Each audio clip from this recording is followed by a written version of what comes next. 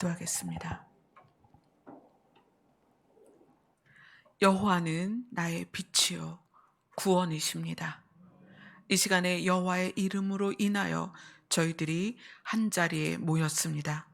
이 자리에 함께 하셔서 이 모인 한 사람 한 사람의 그 마음에 하나님의 구원의 빛을 비추어 주시옵소서. 예수님 이름으로 기도드리옵나이다. 아멘. 오늘 말씀은 누가복음 4장 16절로 20절 말씀 보도록 하겠습니다.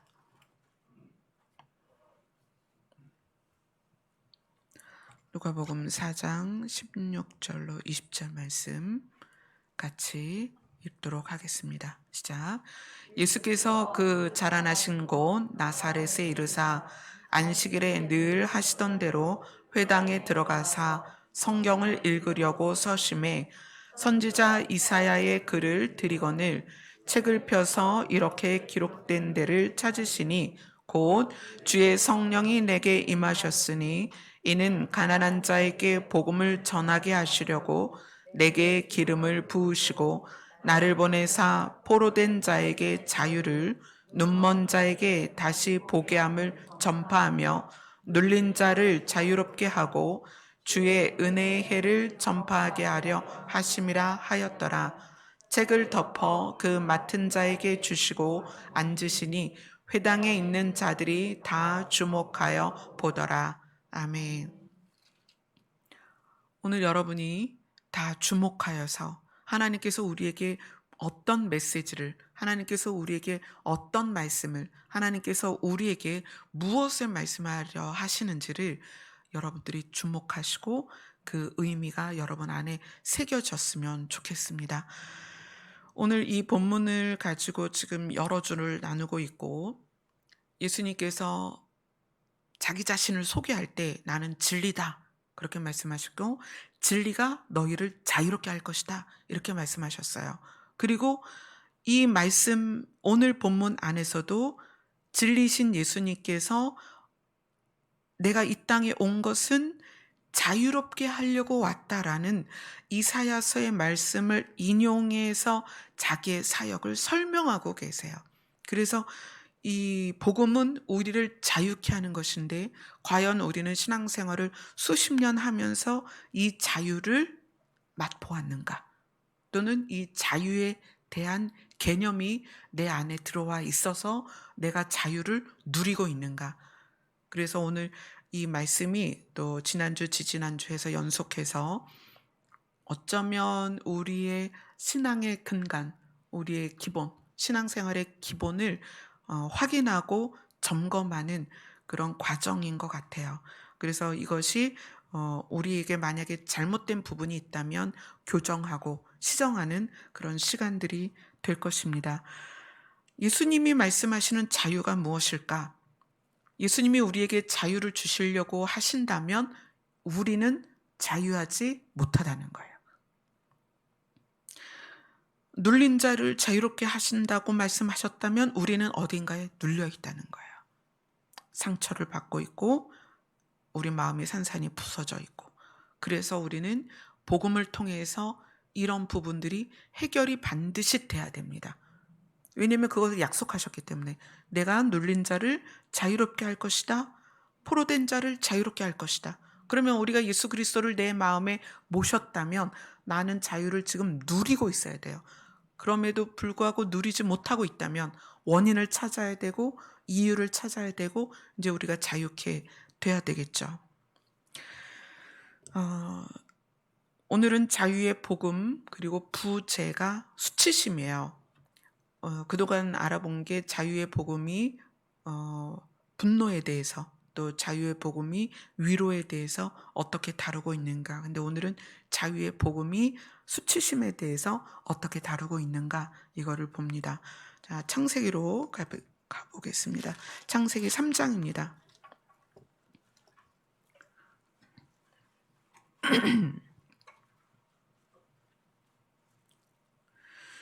창세기 3장 1절부터 11절까지 쭉 한번 읽도록 하겠습니다. 시작.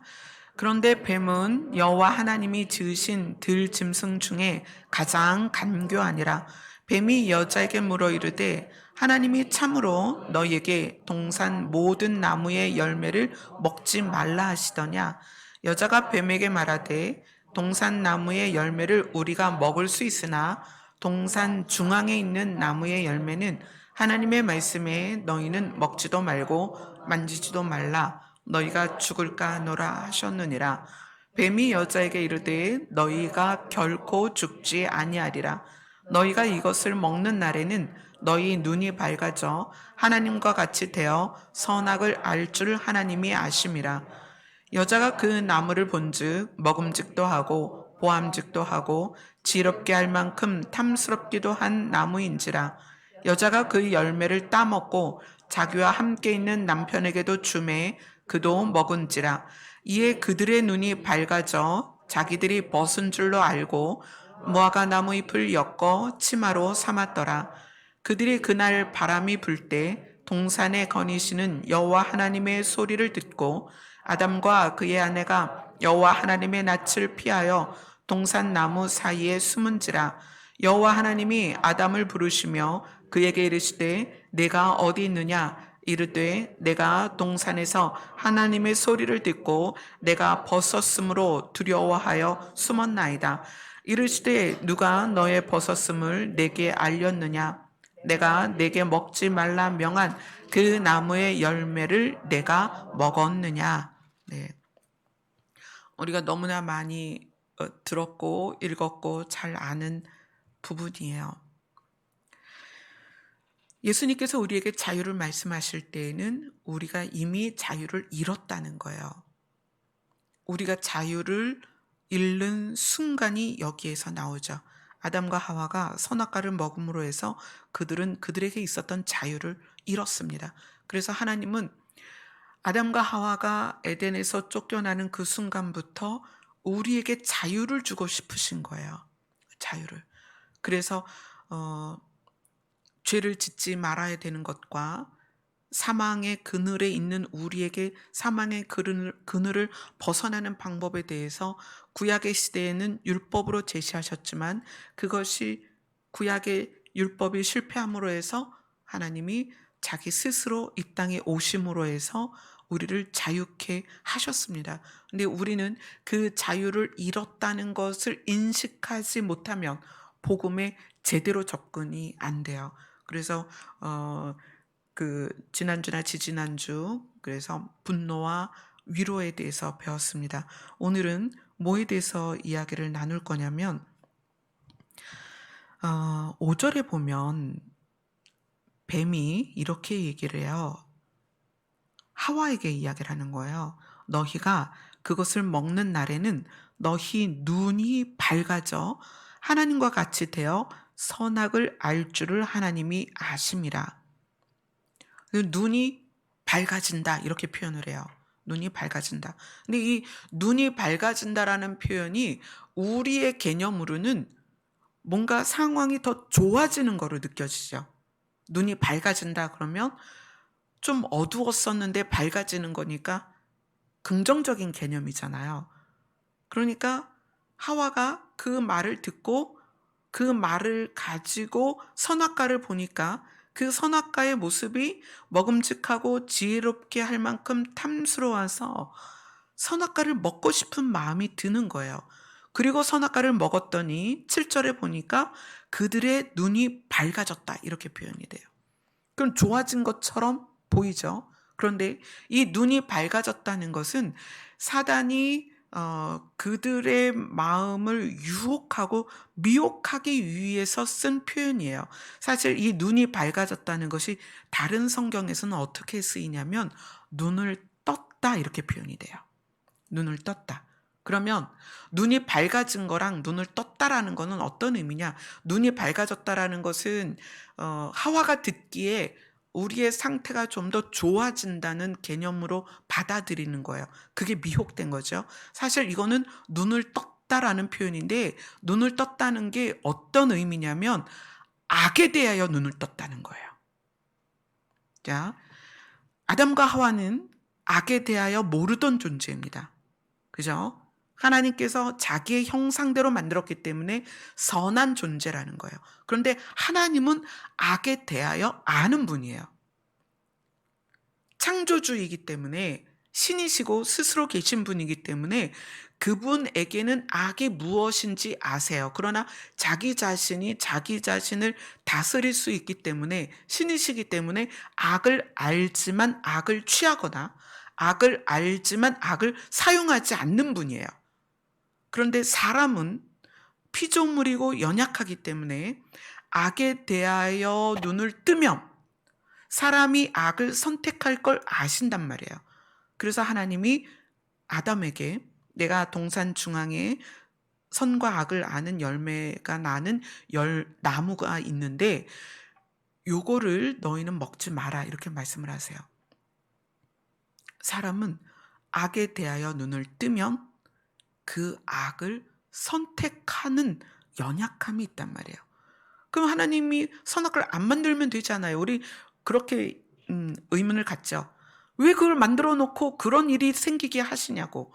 근데 그것을 만드신 이유는 그 선악을 알게 하는 나무를 동산 중앙에 만들어 놓은 이유는 우리가 하나님과의 관계에 대해서 자발적이어야 하기 때문에 자유의지를 가지고 선과 악을 아는 나무의 열매를 통하여 악에 대하여 눈을 뜨는 것을 선택하지 않고 악으로 가지 않고 나는 자발적으로 하나님과의 관계를 선택하겠다라는 자유의지를 선하게 쓰고 하나님께 우리가 스스로 나아가는 것을 원하기 때문에 그래요.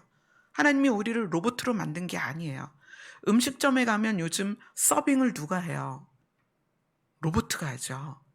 저 처음에 그거 보고 깜짝 놀랐어요. 갑자기 로봇가 쫙 오더니 뭐라고 떠들어요. 이거를 이렇게 내려놓고 확인을 눌러주세요. 확인을 눌러주세요.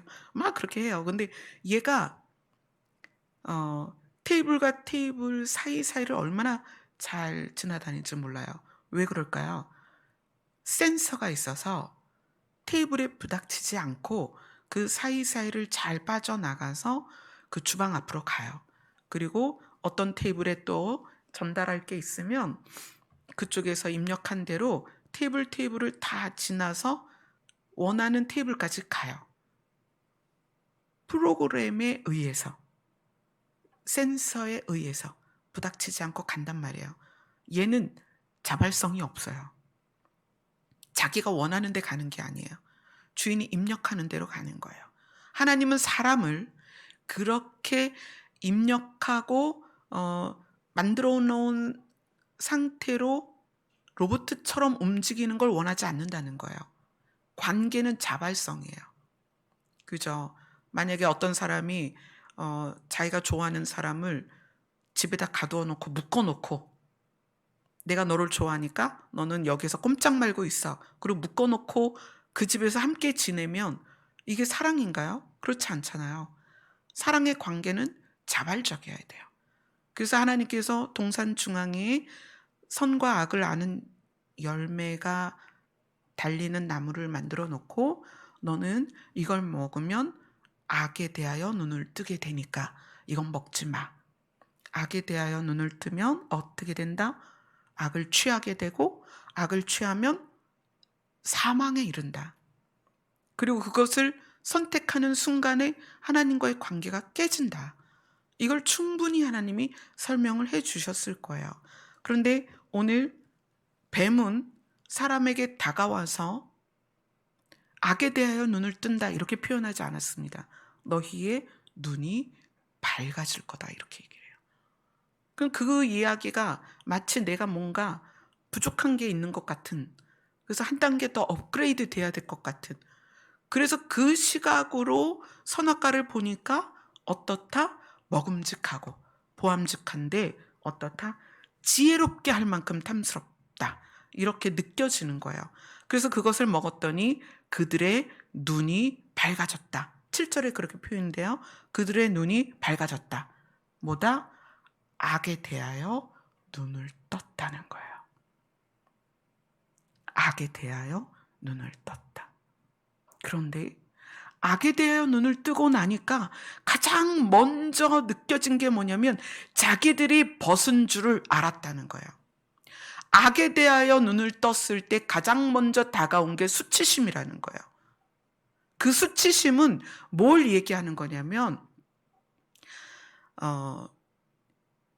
하나님께서 아담과 하와를 만드셨을 때 아담과 하와는 자기 존재 자체로 만족하고 평안했습니다. 어떤 것도 자기들에게 부차적으로 뭔가를 걸치거나 치장을 해서 자기를 만들 필요가 없었다는 거예요. 이 벗었다라는 것이 옷을 입었다 벗었다 그 의미가 아니고, 이 벗었다라는 것은 자기에게 어떤 것을 가미하지 않아도 자기 존재 자체로 하나님이 나를 사랑하신다는 게 받아들여진 상태라는 거예요. 그래서 자기를 꾸밀 필요가 없었다는 거예요. 모자를 쓸 필요도 없고 옷을 입을 필요도 없고 어떤 것도 자기에게 가미하지 않고 자기 자신 그대로를 하나님이 사랑하셨다는 것을 알고 있었던 때가 벗었다는 거예요. 그런데 악의 눈을 뜨고 나니까 자기의 벗음이 보이고 그걸 수치스럽게 느꼈다는 거예요. 그것은 자기 자신만으로는, 자기 존재만으로는 자기 스스로 가치를 못 느낀다는 거예요. 오늘 예린이하고 예나라는 친구가 우리 교회에 왔어요. 제가 한 2년 만에 만났어요. 그때 처음 만났을 때 막 아기 같았는데 많이 컸어요. 근데 우리 두 아이가 태어났을 때 엄마 뱃속에서 태어나면서 귀걸이하고 목걸이하고 뭐 머리 염색하고 화장하고 태어나지 않았어요. 예린이, 예나, 우리 찬미, 은준이, 하경이 마찬가지예요. 태어날 때 아무것도 필요 없었어요. 그들은 그냥 뭐 응애하고 우는 것밖에 할 수 없는데 그 존재만으로도 얼마나 귀했어요. 그렇지 않아요? 제가 우리 아이 찬미가 딱 태어났을 때 사실은 좀 처음에는 울었어요. 왜 울었냐면 이 아이가 의사 선생님이 여자입니다 이러는 순간에 얘가 나랑 똑같은 고생을 하겠구나. 그래서 눈물이 나긴 했지만 남편이나 저나 그냥 이 아이가 뭐 100만 원을 들고 나온 것도 아니고 아니 뭐 금부치를 들고 나온 것도 아닌데 그냥 기쁜 거예요. 너무 소중한 거예요. 이 아이 자체만으로 아무것도 필요가 없는 거예요. 이 아이가 딱 태어나면서 엄마 저 서울대 가겠습니다 이런 것도 아니에요. 그냥 그 아이가 귀한 거예요. 왜요? 생명이기 때문에. 우리 안에서 태어난 생명이기 때문에. 하나님이 아담과 하와를 바라볼 때 그러셨다는 거예요. 너희한테는 아무것도 필요 없어. 그냥 너 자체로 나는 너를 사랑해. 그게 하나님이 사람을 향한 시각이라는 거예요. 그런데 악의 눈을 뜨면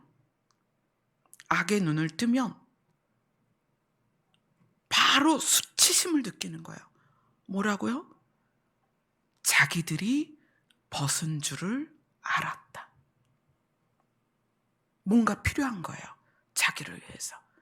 아무것도 치장되어 있지 않은 자기 자신이 부끄러운 거예요. 수치심은 자기 스스로를 부끄러워하는 거예요. 그쵸? 우리 애기들이 딱 태어났는데 어머 부끄러워 이런 애기가 어디 있어요. 아주 당당하게 태어나잖아요. 아무것도 없는 것이, 머리카락도 없고 이빨도 없는 것이 얼마나 당당하게 울어요. 생명은 그런 거예요. 아무것도 없어도 당당한 게 생명이에요. 하나님이 아담을 만들어 놓고 얼마나 보기에 좋았어요. 근데 그것만, 그 아담이 혼자 있는 게 안쓰러워서 하와를 만들어 놓고 둘이 그렇게 즐겁게 사는 것을 하나님이 얼마나 기쁘게 보셨겠어요. 그런데 사단은 악한 존재잖아요. 악이 사람에게 무엇을 줄 수 있는지를 너무 잘 알았던 거예요. 그래서 뱀이 아담에게 찾아가서 너희의 눈이 밝아질 거다. 그리고 선악과를 먹고 나니까 하나님과의 관계가 깨지고, 그리고 악이 그 안에 들어오면서 악의 눈을 뜨면서 그때 바로 느껴진 것이 수치심이었다. 이 벗었다라는 것을 느꼈다는 것 자체, 나에게 아무것도 없다라고 느꼈다는 것 자체, 자기가 자기의 가치를 무엇에 의존해야 된다는 것, 그것이 악한 것입니다. 그래서 어떻게 돼요?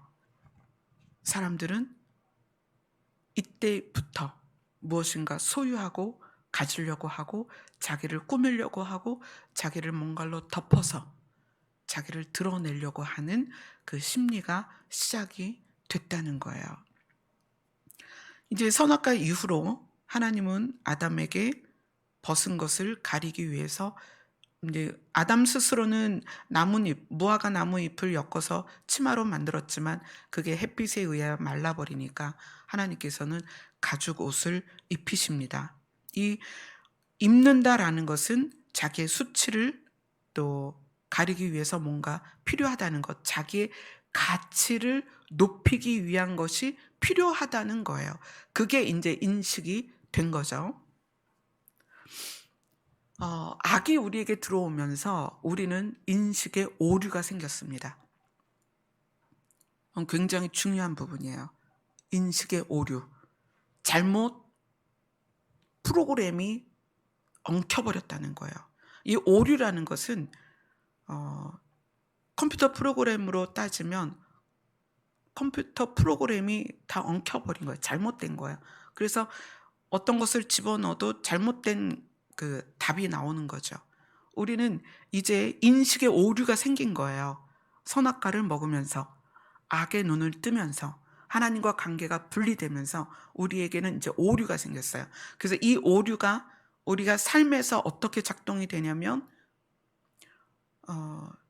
이 수치심과 부끄러움을 내재된 상태에서 이것을 가리기 위해서 사는 거예요. 그러기 위해서 외모에 집중하기도 하고 돈을 많이 벌려고 하고 그리고 좋은 대학을 가려고 하고 좋은 직장을 가려고 하고 물론 이런 것들이 꼭 자기 수치심만을 위한 건 아닐 수도 있어요. 생활의 편리함 또는 어떤 생활의 삶의 윤택함이 나에게 주는 편의를 위해서 그렇게 할 수도 있지만 사실 가장 깊이 들어가면 결국 악의 눈을 뜨면서 수치심이 시작이 되고 그 수치심이 많은 것들을 필요로 하게 되었다는 거예요. 나의 가치를 위해서. 근데 이것이 부모가 자녀를 어떻게 양육하냐에 따라서 이 수치심이 극대화되기도 해요. 그러니까 이미 우리의 인식의 오류가 있는데 이 인식의 오류를 양육의 태도에 의해서 이게 더 강해진다는 거예요. 뭐 예를 들어서 부모가 자녀들이 시험을 봤는데 점수를 잘 받으면 많이 칭찬하고 점수를 못 받으면 막 혼내고 그러면 아이는 점수가 자기의 가치가 돼버리는 거예요. 그러니까 성적을 잘 받아야 된다. 그리고 엄마가 자녀들에게 좋은 대학 가야 돼 라고 이야기를 할 때 최소한 이 정도 대학은 가야 돼. 그런데 그것에 대해서 실패했을 때 자녀를 비난하고 자녀를 부모 입장에서 무시하고 이러면 아이는 좋은 대학 가는 게 자기의 가치가 돼버리는 거예요. 그래서 좋은 대학을 가지 못하면 자기가 가치가 없다고 느끼는 거죠. 그죠? 부모가 자녀를 외모에 대해서 뭐 뚱뚱하면 너 살 빼야 돼. 뭐 그래서 막 극도로 그 스트레스를 주면 이 아이는 뚱뚱한 것이 자기가 가치가 없다고 느껴지기 때문에 그것에 의해서 자기에 대한 모멸감을 갖게 되죠. 근데 이러한 양육 태도가 그 자녀의 지금 인식의 오류, 그거는 악의 눈을 뜨면서 인식의 오류가 생겼는데 이미 생겼는데 자녀들을 그렇게 양육을 하면 자녀들의 인식의 오류가 더 커지는데 그것이 타인을 향하여 판단하는 기준이 돼 버리는 거예요. 사람들을 볼 때 뭐 뚱뚱하다 안 뚱뚱하다 이렇게 보는 게 아니라 뚱뚱한 사람은 자기 관리를 못했고 가치가 아주 떨어지는 사람으로, 또는 좋은 대학을 못 가면 아주 가치가 없는 것으로, 좋은 직장을 못 가면 가치가 없는 것으로 그렇게 판단을 해버린다는 거예요. 이미 우리는 악의 눈을 뜨면서 인식의 오류가 돼버렸어요. 인식의 오류가. 근데 인식의 오류가 된 상태에서 부모가 자녀에게 뭐라고 말하는가, 그것에 의해서 인식의 오류가 극대화된다는 거예요. 아주 엄한 부모일 경우에 아이들은 이제 자라면서 그 자라는 단계별로 요구하는 게 있고 호기심이 있고 또 하고 싶은 활동들이 있어요. 그런데 부모가 엄하면 안 돼라는 말을 굉장히 많이 하죠. 너 그렇게 하면 안 돼. 그러면 그 안 돼라는 말을 계속 들으면서 어떻게 되냐면 거절감을 많이 느껴요. 그럼 그 거절감이 또 자기의 가치를 떨어뜨리는 그런 상태가 되죠. 또 부모님들 중에는 이런 말 많이 하는 분들이 있어요. 사실은 저도 이제 이 말씀을 보면서 그런 생각이 들었어요. 아, 나도 우리 아이들 키울 때 그랬구나. 제가 찬미 막 이렇게 어릴 때 이제 그 집 앞에 슈퍼를 가면, 슈퍼를 가기 위해서 아이의 머리를 빗기고 머리를 따주고 옷을 갈아입히고 그리고 슈퍼를 갔어요. 그건 어쩌면 어 아이를 머리를 잘 빗지 않고 옷을 깔끔하게 입히지 않았을 때 사람들이 나를 어떻게 볼 것이냐, 이거에 내가 네, 굉장히 중요하게 생각하고 있었다는 거예요. 그래서 제가 찬미를 어디를 데리고 가려면 꼭 머리를 빗기고 옷을 깨끗이 입히고 세수를 하고 그렇게 데리고 갔었어요. 그럼 그것이 이미 제 안에도 타인의 시각이 나의 가치를 만든다라는 것으로 인식을 하고 있었다는 거죠.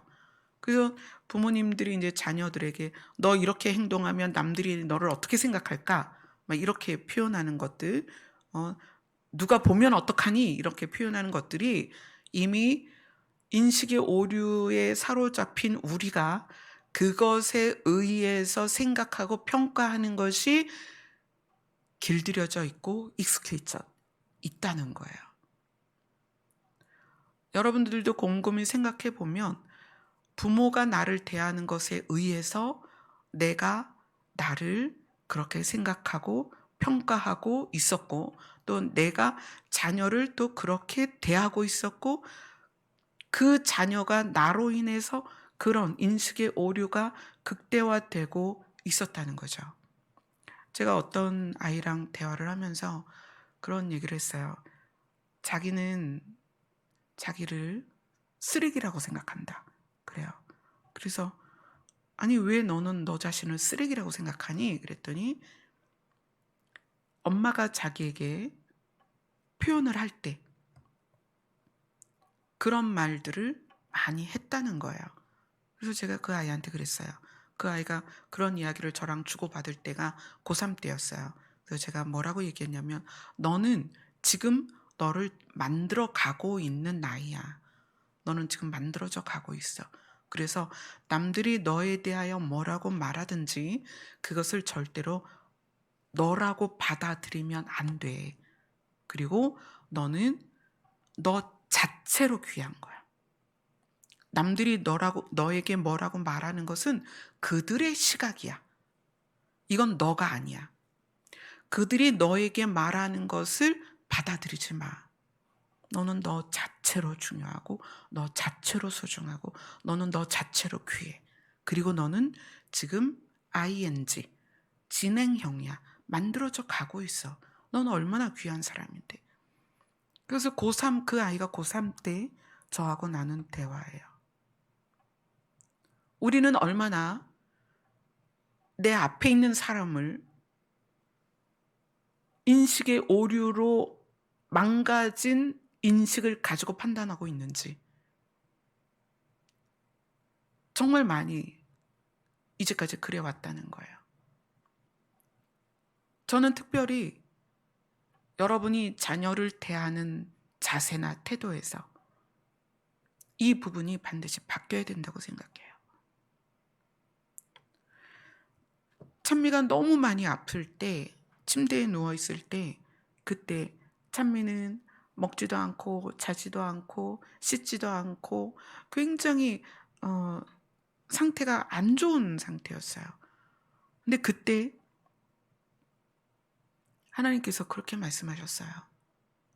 저 아이를, 그때 이제 찬미가 누워있는 모습을 볼 때 찬미 안에 예수님이 찬미의 몸 안에 그대로 이렇게 누워 계시는 모습으로 보이는 거예요. 예수님이 뭐라고 말씀하시냐면, 이 아이를 나라고 생각하고 안아줄 수 있겠니? 이렇게 표현을 하시는 거예요. 찬미라는 아이가 그 당시에 아파서 또 그때는 이제 찬미의 정신적인 상태가 굉장히 불안했기 때문에 뭐 주변에서는 귀신 들렸다 이렇게 표현할 정도였어요. 그런데 그러한 아이를 예수님이 그 안에 누워 계신 모습을 보이시면서 이걸 나라고 생각하고 이 아이를 안아줄 수 있겠니? 하나님께서는 내 대신 이 아이를 네가 안아줄 수 있겠니? 이렇게 표현하셨어요. 그 얘기는 이 아이에게 있는 모든 증상, 이 아이가 가지고 있는 모든 상태를 다 배제하고 이 아이 자체를 귀하게, 소중하게, 사랑스럽게 봐달라는 거죠. 이것은 오류가 걷어진 상태로 사람을 대하라는 거예요. 근데 이것이 우리 안에 너무나 깊이 들어와 있어서 이 인식의 오류가 나에게도 적용이 되고 타인을 볼 때도 적용이 된다는 거예요. 그래서 미워하고 시기하고 질투하고 원망하고 비난하고 비하하고 비웃고 폄하하고 우리 안에 그런 심리 상태를 가지고 있다는 거예요. 그리고 이 오류 말고도 어떤 게 있냐면 왜곡이에요. 이 오류는 프로그램이 잘못된 거고요. 왜곡은 잘못 느끼는 거예요.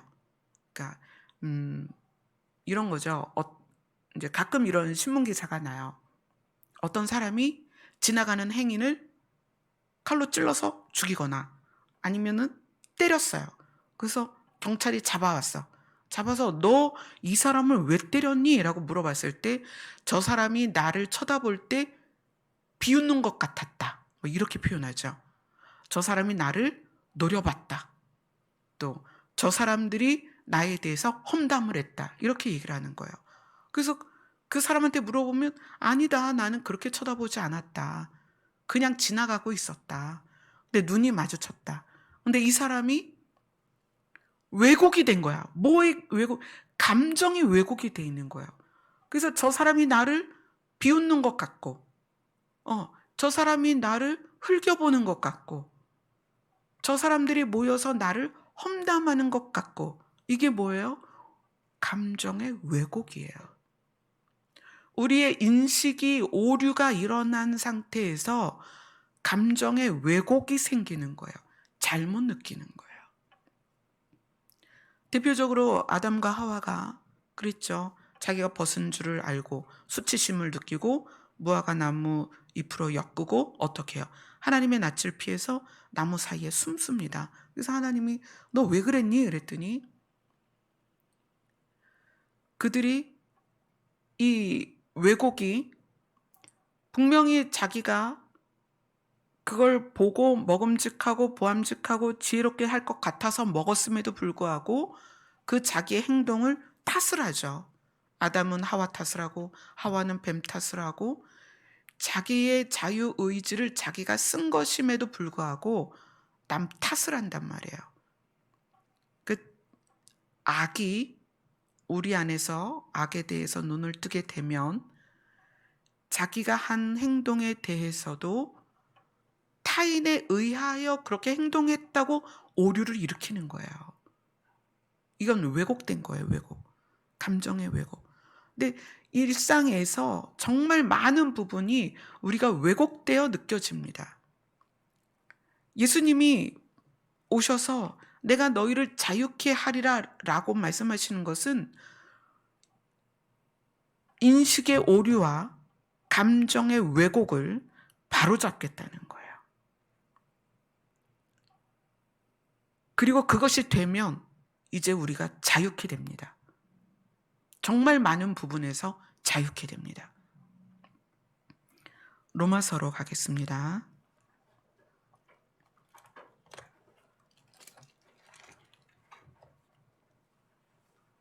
로마서 13장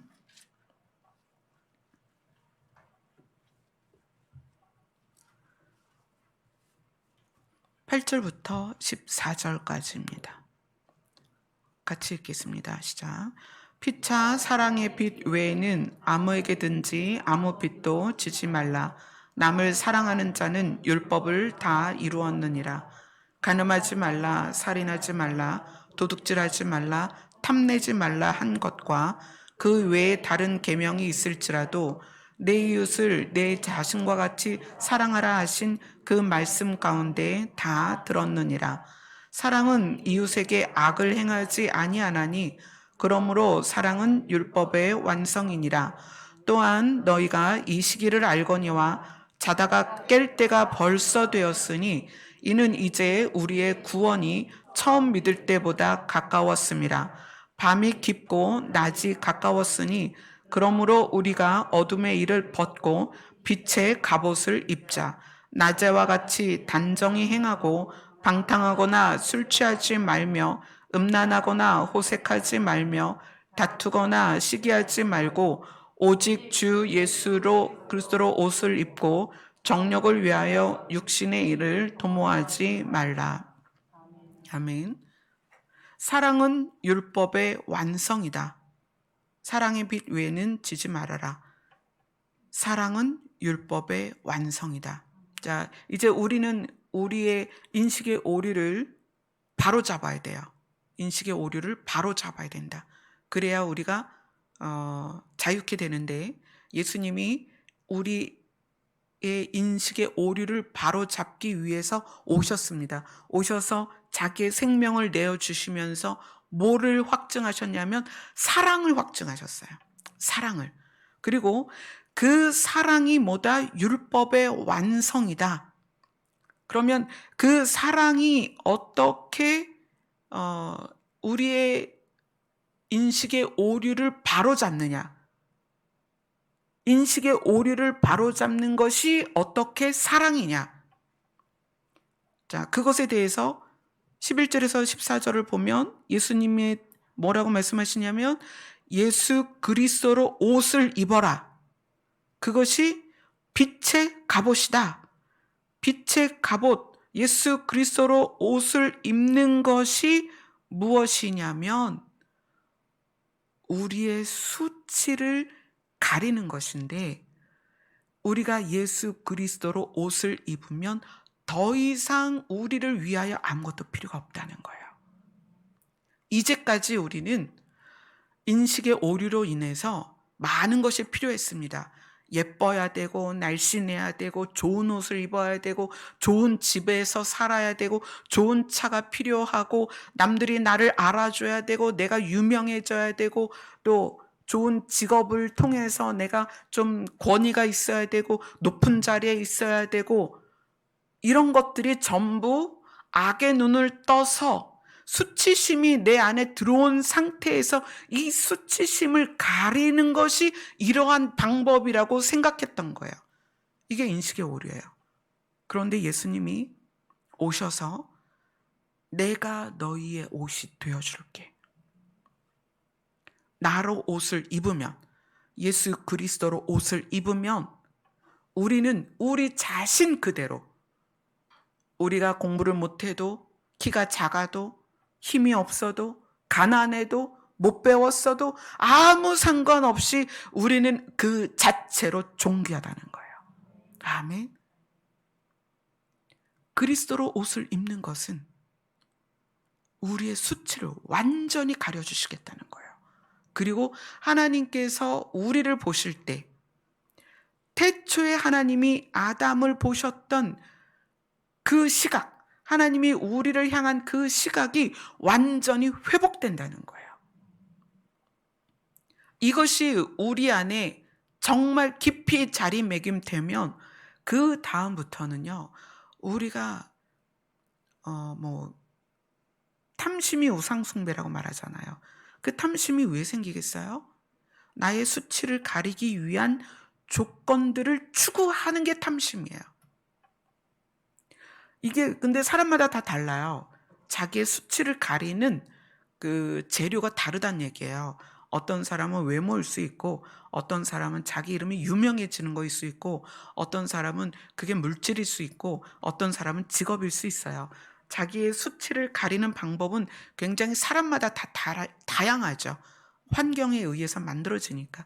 그런데 그런 걸 다 필요 없이 예수 그리스도로 옷을 입으면 우리는 그것으로 인해서 아무것도 필요가 없다는 거예요. 왜요? 하나님과 관계가 회복이 되고. 아멘. 우리는 그 상태에서 회복된 에덴으로 들어갈 수 있다는 거예요. 회복된 에덴에 들어가는 방법은 아무것도 필요가 없어요. 하나님과 관계가 회복되는 것. 근데 그 관계를 회복하기 위해서 예수님이 직접 오신 거예요. 그리고 내가 너 안에, 네가 내 안에.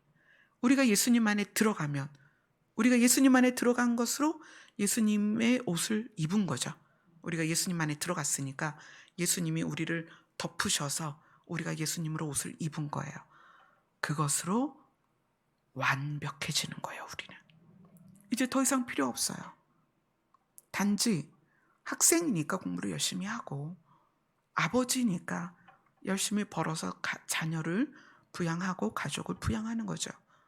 엄마니까 열심히 살림을 하고. 그런데 그것이 나의 가치를 바꾸는 게 아니라는 거예요. 그리고 율법의 완성이 왜 사랑이냐? 사랑은 인식의 오류를 회복시켜 줍니다. 상대에 대하여 요구하거나 상대에 대하여 내 뜻대로 교정하고 바꾸는 게 아니라 상대를 그대로 받아주는 게 사랑이에요. 그게 진짜 사랑입니다. 만약에 찬미가 엄마 제가 결혼을 해야 될 것 같아요. 그리고 남자친구를 데리고 왔는데 남자친구가 찬미에게 너는 눈에 쌍꺼풀이 없으니까 쌍꺼풀 수술을 해야 돼. 그리고 한 10kg는 빼야 되겠다. 만약에 남자친구가 그렇게 요구를 한다면 제가 결혼을 허락하겠어요? 야, 너 그런 사람을 찾아가. 우리 아이는 이대로 충분해. 저는 그렇게 말할 것 같아요. 결혼 못하게 할 것 같아요. 진짜 사랑은 있는 그대로를 받아주는 거예요. 그게 진짜 사랑이에요. 하나님이 아담과 하와에 대하여 그러셨다는 거예요.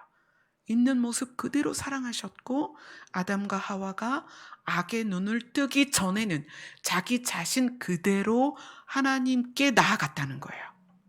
근데 지금 우리는 악의 눈을 뜨고 나니까 기도를 한 10시간은 해야 될 것 같고 성경은 한 1년에 1독은 해야 될 것 같고 그렇지 않으면 하나님이 나를 사랑하지 않을 것 같고 헌금은 이 정도는 해야 될 것 같고 교회에서 봉사를 이만큼 해야 될 것 같고 그러지 않으면 하나님이 나를 인정하지 않을 것 같고 그게 뭐예요? 왜곡된 감정이라는 거예요.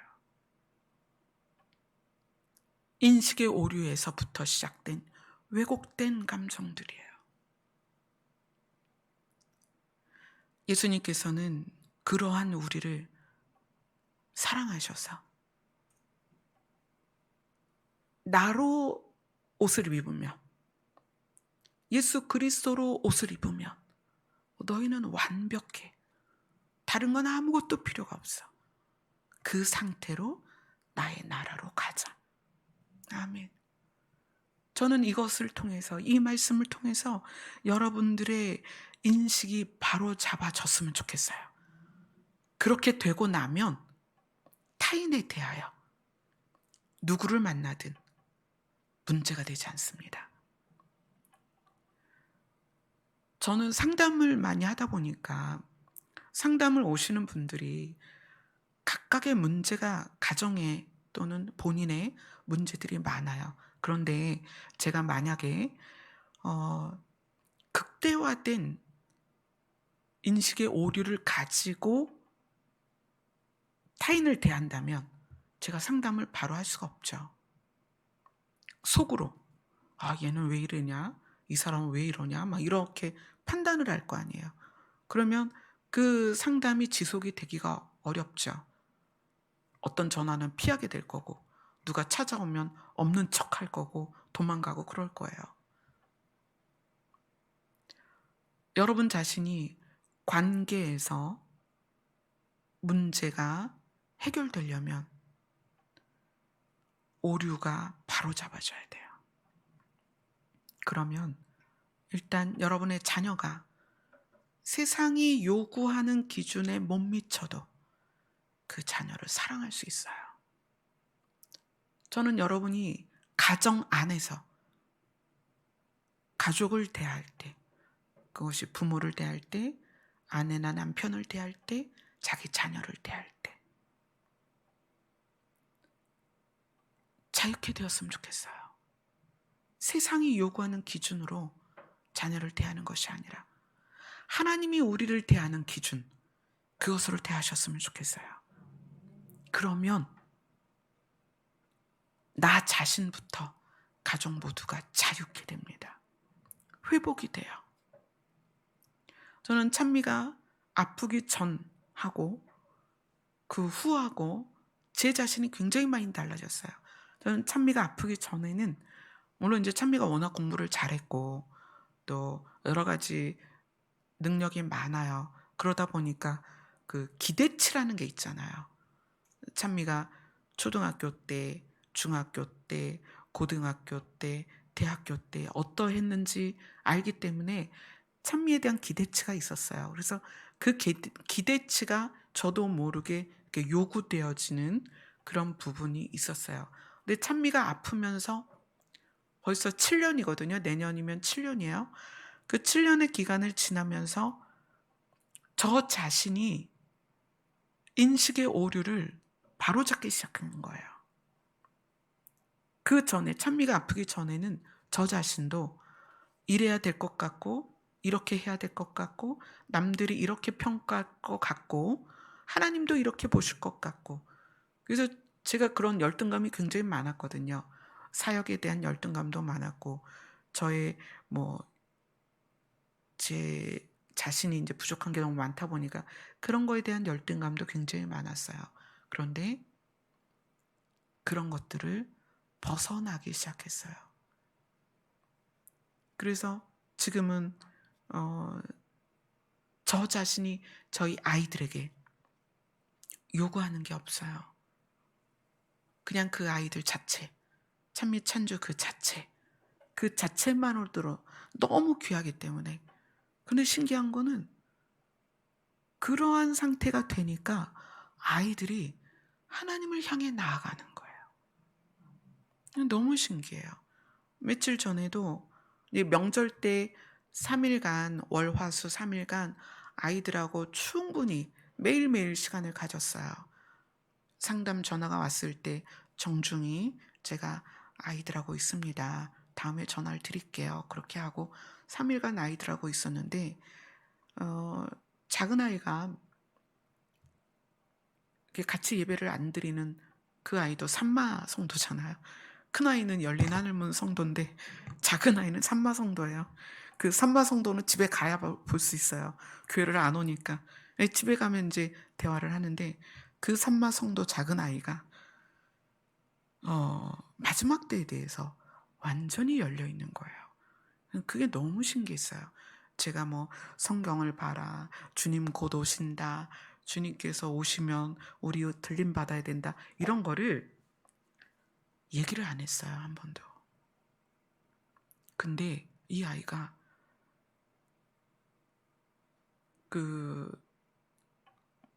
왜 그랬을까 가만히 생각해 보면 엄마를 통해서 사랑, 진짜 사랑, 아이에게 요구되는 계산된 사랑이 아니라 그냥 그 아이 자체만을 향한 그 사랑이 아이에게 느껴지면서 그 사랑의 본질이 하나님이시잖아요. 저절로 그렇게 하나님께서 인도를 해 주시는 것 같아요. 그러니까 막힘이 없이. 하나님께서 사랑이시기 때문에 엄마의 사랑을 맛본 아이가 하나님의 사랑까지 너무 쉽게 가는 거예요. 막힘이 없는 거예요. 그래서 그냥 술술술술 아이가 "엄마 백신 나온 거 보니까 계시록의 말씀이 너무 빨리 왔어." 막 그러면서 인제 아이의 지금 공부하는 게 만화를 전공하고 있다 보니까 캐릭터를 만들고 그 캐릭터를 표현하는 거잖아요. 그러니까 "엄마 내가 이 캐릭터를 만들고 표현하다 보니까 여기에 자꾸 어 빠지는 것 같아." 이런 얘기를 하는 거예요. "근데 내가 지금 이렇게 하고 있으면 안 될 것 같아." 이런 말을 스스로 하는 거예요. 그래서 제가 "그래 하지 마. 때려쳐." 이러고 싶은 마음이 여기까지 올라왔는데 그것조차도 이 아이가 주의 오심을 위해서 스스로 선택할 수 있는 시간을 지금 주는 거예요. 음. 그래서 율법의 요구, 율법의 요구는 악한 길에서 돌아서서 하나님께로 와서 구원을 받는 거잖아요. 그런데 그 율법의 완성이 사랑이라는 거예요. 근데 이 사랑이 우리에게 어 인식의 오류를 통해서 선택적인 사랑을 하고 있다는 거예요. 잘하면 칭찬하고 남편이 돈을 많이 벌어오면 "당신 너무 훌륭하다." 그러고 남편이 실직하면 이제 밥상의 메뉴가 달라지죠. 돈이 없어서 달라지는 게 아니라 미운 마음에 달라지죠. 말투가 달라지고 뭐 이게 눈빛이 달라지고 그럴 수 있죠. 우리는 얼마나 선택적인 사랑을 하는가. 음. 이 선택적인 사랑이 사실은 사랑이 아니거든요. 그렇죠. 사랑이 아니죠. 아주 이기적인 거죠. 나를 위해서. 예수님께서는 우리의 이 인식의 오류를 바로잡아 주시려고 오신 거예요. 너희가 내 안에 들어오면 그걸로 충분하다. 아무것도 필요가 없다.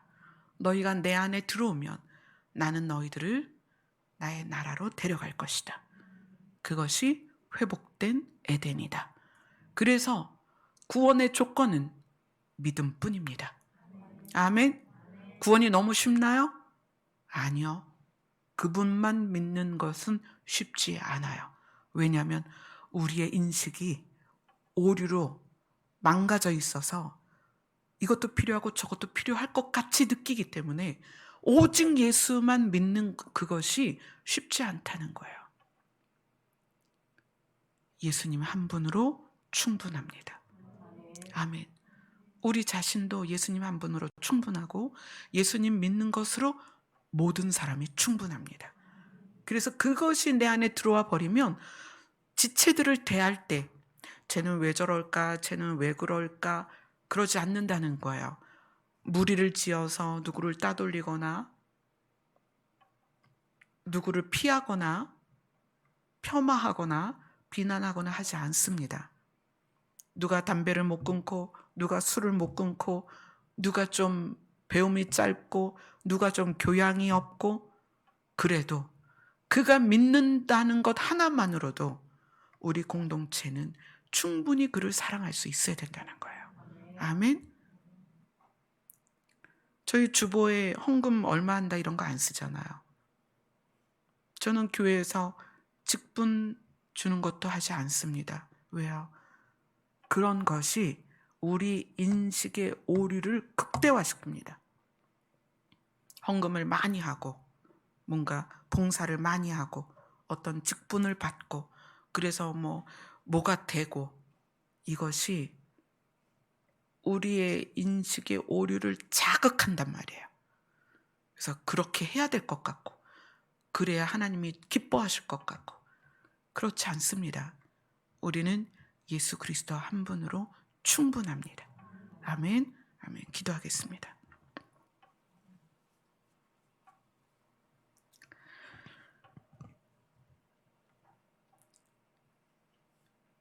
예수 그리스도로 옷 입는 것은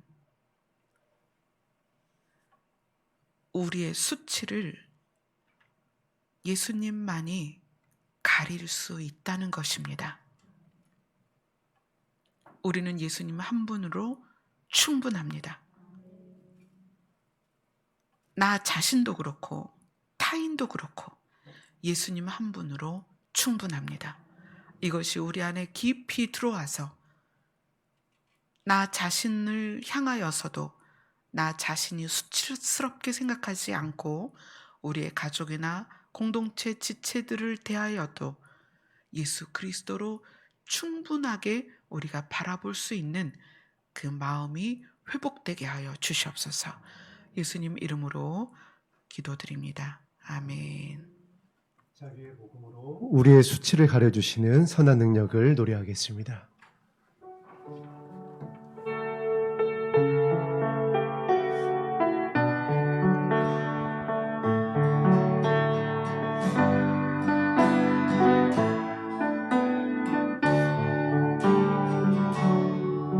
그 선한 힘에 고요히 감사하여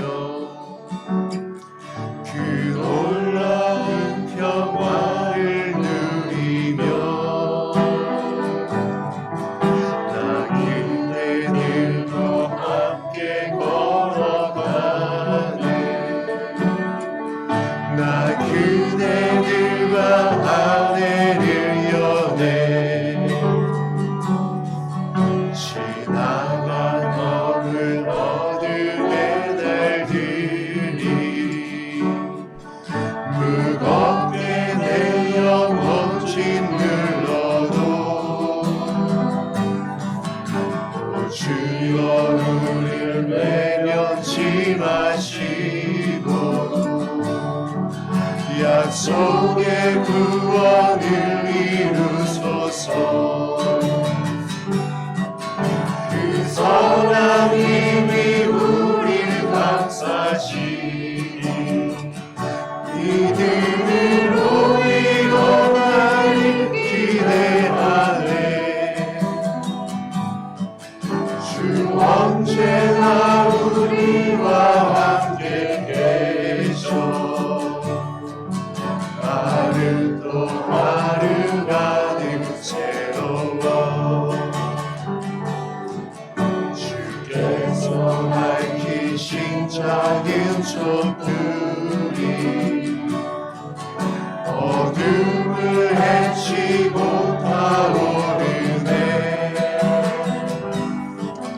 그 빛에 우리 모두 하나 되어 온누리에 비추게 하소서. 그 선한 힘이 우릴 감싸시니 믿음으로 일어나길 기대하네. 주 언제나 우리와 함께 계셔. 하루 또 하루가 늘 새로워.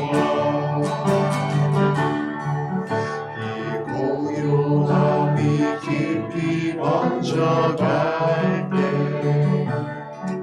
저 가슴 벅찬 노래 들리네. 다시 하나여 되게 이끄소서. 당신의 빛이 빛나는 이밤 그 선한 힘이 우릴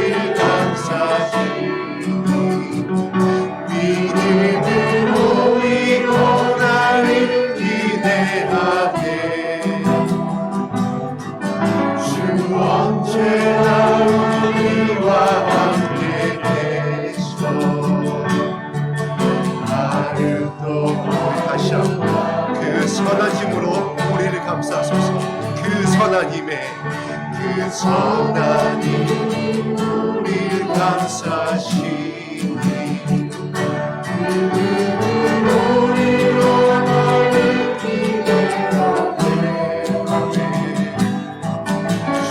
언제나 우리와 함께 계셔.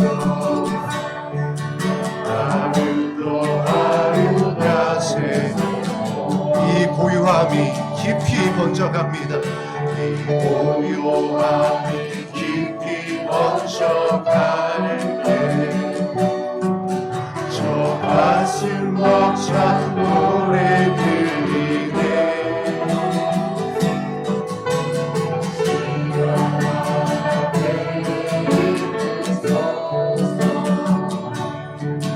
당신의 빛을 빛나는 그 선한 힘으로 그 선한 힘이 우리를 감싸시니 믿음으로 일어나길 기대하네. 두 언제나 우리와 함께 계셔. 그 선한 힘이 우리를 감싸십니다. 그 선한 힘이 우리를 감싸 오직 믿음으로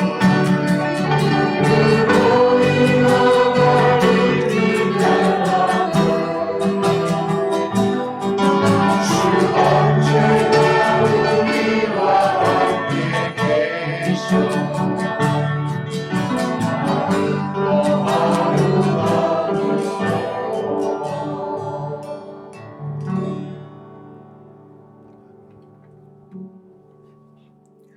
탐심을 왜 우상숭배라고 했을까요?